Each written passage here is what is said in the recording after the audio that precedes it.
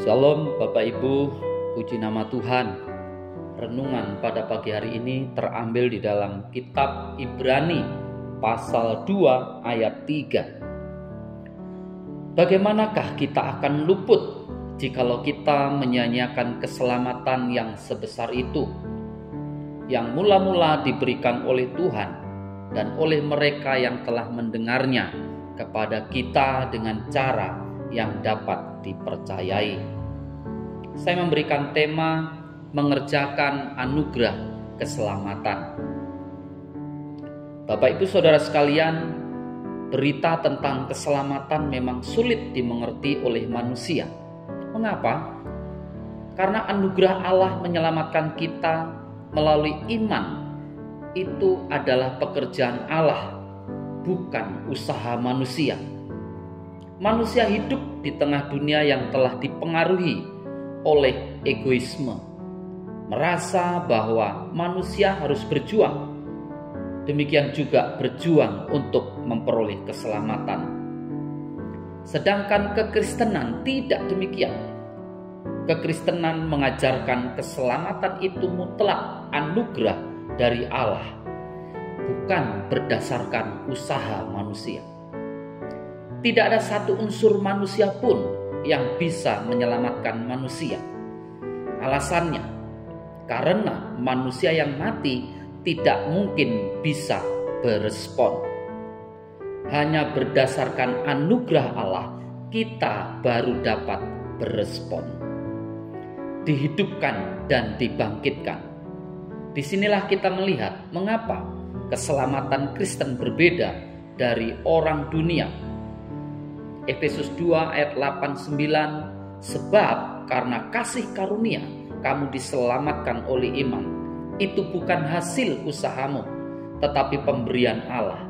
Itu bukan hasil pekerjaanmu. Jangan ada orang yang memegahkan diri. Kita diselamatkan bukan hanya unsur anugerah, tetapi kita juga diselamatkan melalui iman. Iman itu sendiri adalah instrumen yang Tuhan pakai untuk kita bisa diselamatkan. Dan iman ini sendiri diberikan oleh Tuhan Allah. Iman bukan hasil usaha kita, bukan kehebatan manusia, bukan kemampuan manusia untuk berjuang, dan bukan suatu yang menjadi modal manusia untuk mendapatkan keselamatan. Tetapi iman adalah pemberian Tuhan. Manusia hanya dapat diselamatkan oleh kasih karunia Allah saja. Kenapa? Yang pertama, karena semua manusia sudah mati secara rohani, berada di bawah kuasa iblis, diperbudak dosa, dan di bawah murka Allah. Efesus 2 ayat 1 dan 3.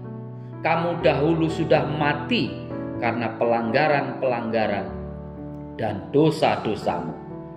Kamu hidup di dalamnya karena kamu mengikuti jalan dunia ini. Karena kamu mentaati penguasa kerajaan angkasa, yaitu roh yang sekarang sedang bekerja di antara orang-orang durhaka. Sebenarnya dahulu kami semua juga terhitung di antara mereka, ketika kami hidup di dalam hawa nafsu daging dan menuruti kehendak daging dan pikiran kami yang jahat. Pada dasarnya kami adalah orang-orang yang harus dimurkai sama seperti mereka yang lain. Dan yang kedua, karena untuk diselamatkan, manusia harus menerima keselamatan yang disediakan Allah dalam Kristus.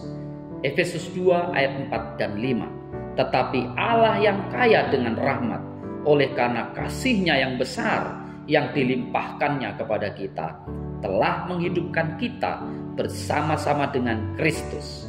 Sekalipun kita telah mati oleh kesalahan-kesalahan kita, oleh kasih karunia kamu diselamatkan. Mari tetap kerjakan keselamatan yang Tuhan berikan kepada kita. Tuhan Yesus memberkati.